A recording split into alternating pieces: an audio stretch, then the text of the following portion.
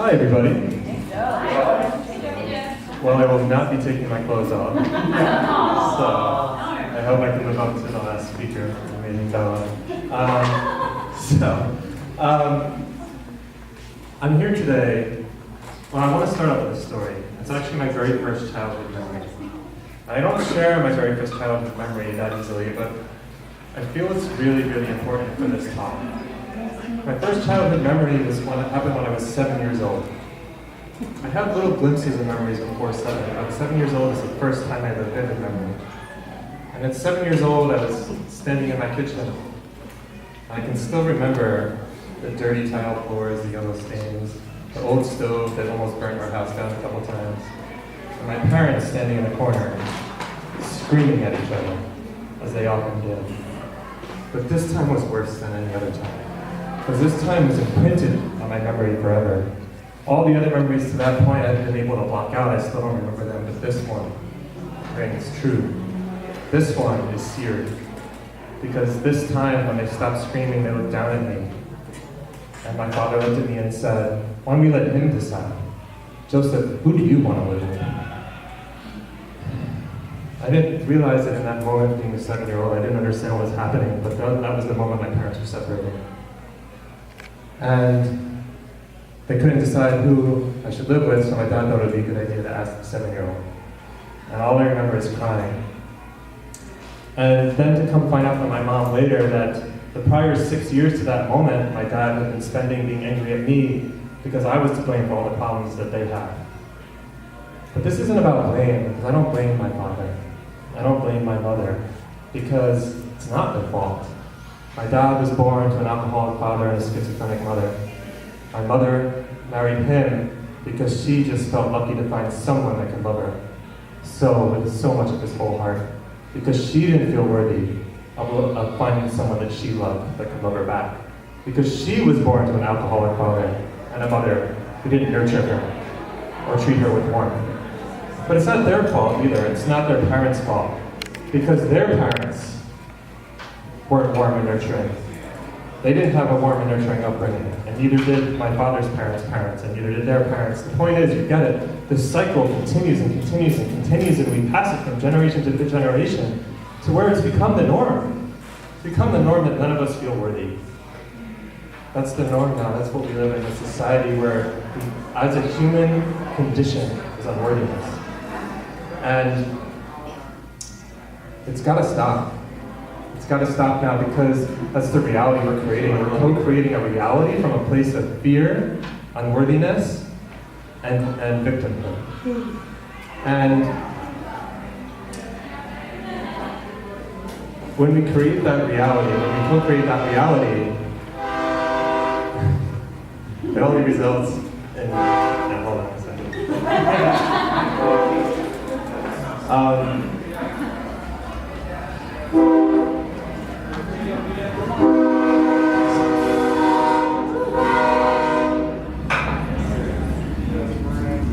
All right, so the, let me capture my thoughts here.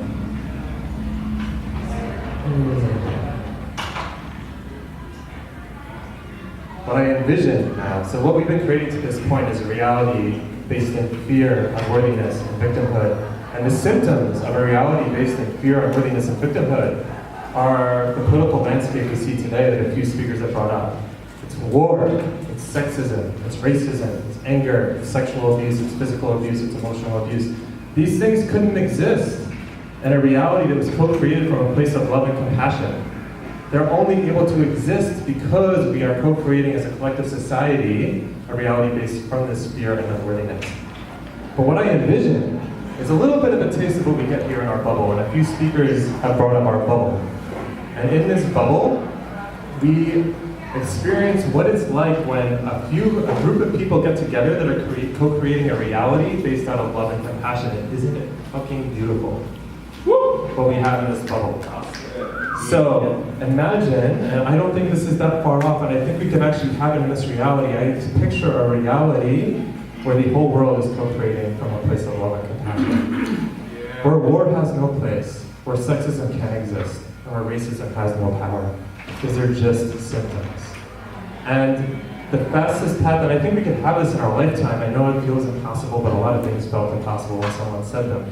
The reason why I think we could have it in this lifetime is through a very key part of our population, a very special part of our population. I call them our forgotten youth, because they are forgotten. They're the part of our society that society's given up on. They're the part of our society that no one believes has a chance. They've grown up in generations of teenage pregnancy, gang violence, and drug overdoses. They're sitting in neighborhoods where, in Newark, New Jersey, where I started a tutoring business, the kids I would go to tutor didn't need tutoring, they needed someone to listen to them. What I heard was a kid whose biggest dream was to go to New York fucking City, when New York City was $1 train ride away. That was their biggest dream because their world was their 6-block radius. Because their biggest dream was to make the money they see their friends making when they move up the ranks of the drug scene. And it's just not okay anymore.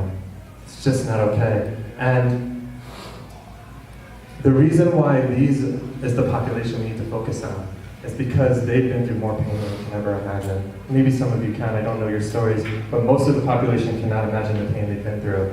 And the beautiful thing about pain is the amount of pain you felt in the world is directly correlated to the amount of light you can shine.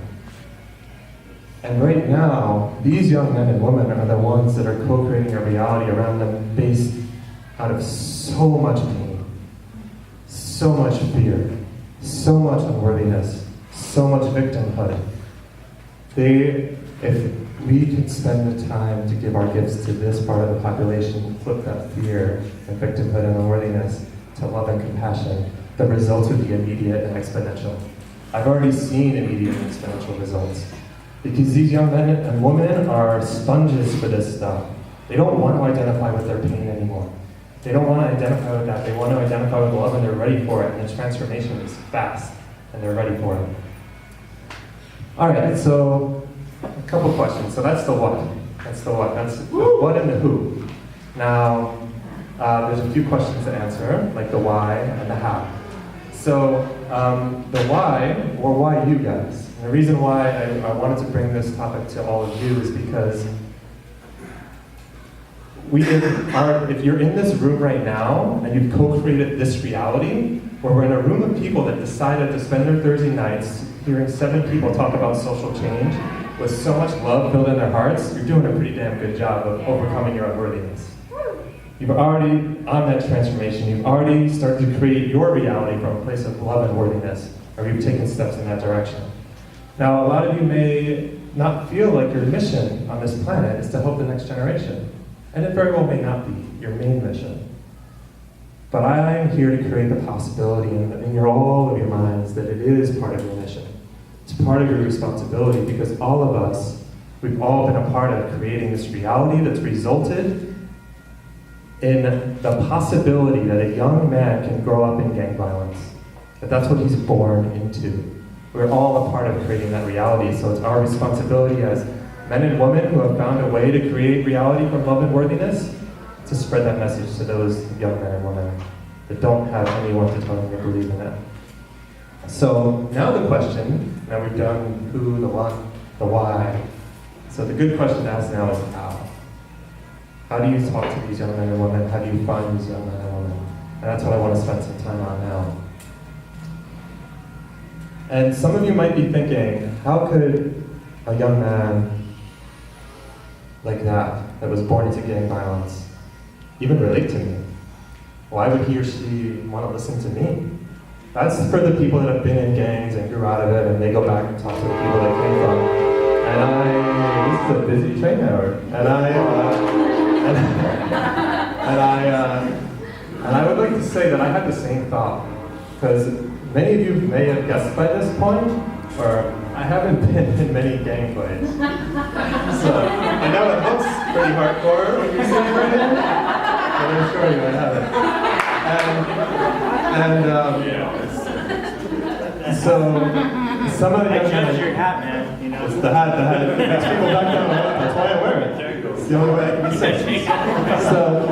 So the young men, one of the young men I mentor right now, I can't share his name, but He's 20 years old, and he was born, he's the one I've been referencing. So he was born into a gang family. His mother was in a gang, and a gang member, his brothers, his sisters, his aunts, his uncles, his whole family.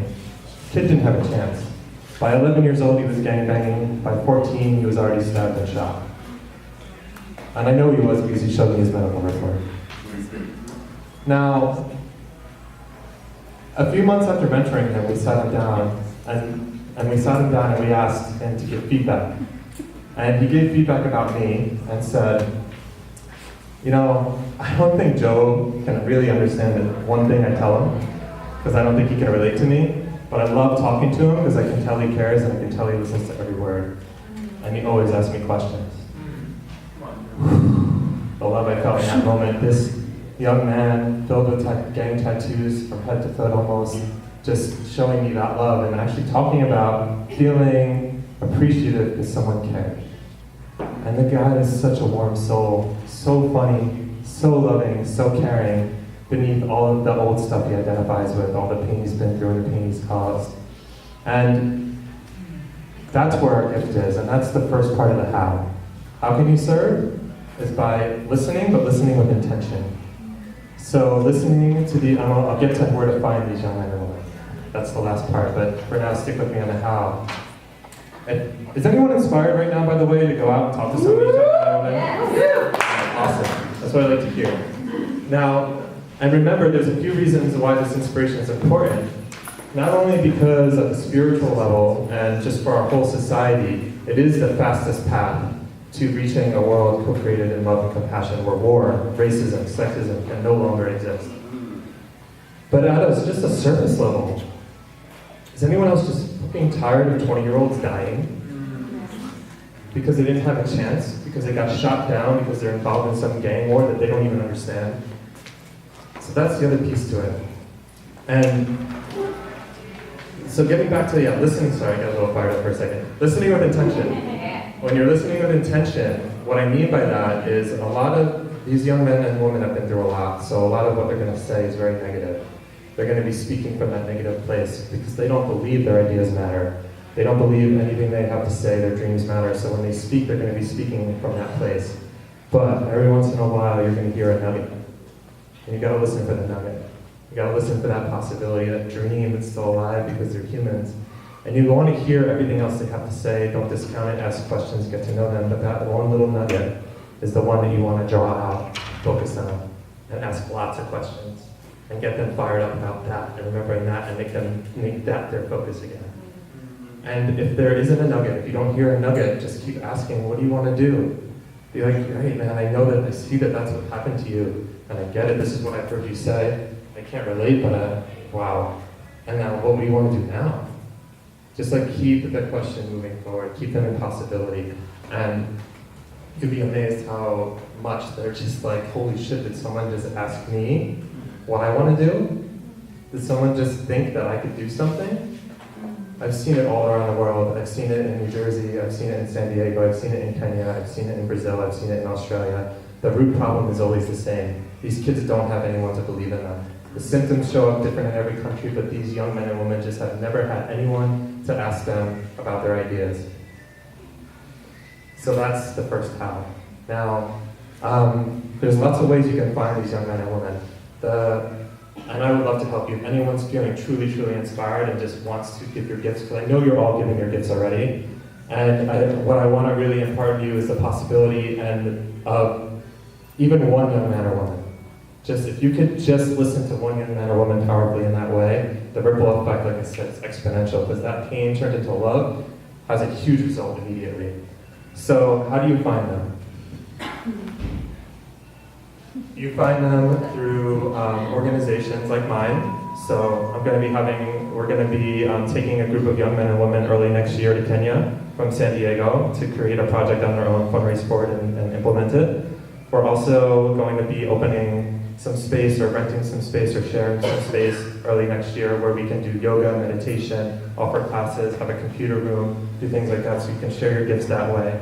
I have high school connections here, and I'm building that. If you wanted to go to a high school and share your gifts then, these kids need mindfulness. They need love. In addition to listening, this is another way you can help. They need sound healings. They need all these things that we have, and they're open to it. Believe me, I've watched them become open to it. And Big Brother, Big Sister programs. There's tons of ways you can reach out, and it's just the biggest impact you can have. And I just want to leave everyone. I know it's late. Thanks for everyone for hanging in. This is super important. I'm so happy I got to actually speak about this. And I'll be available afterwards by email. Anyway, this is my life, and I'm super passionate about it. So if you do want to help, I'll find a way to connect you with someone. And I just want to leave you with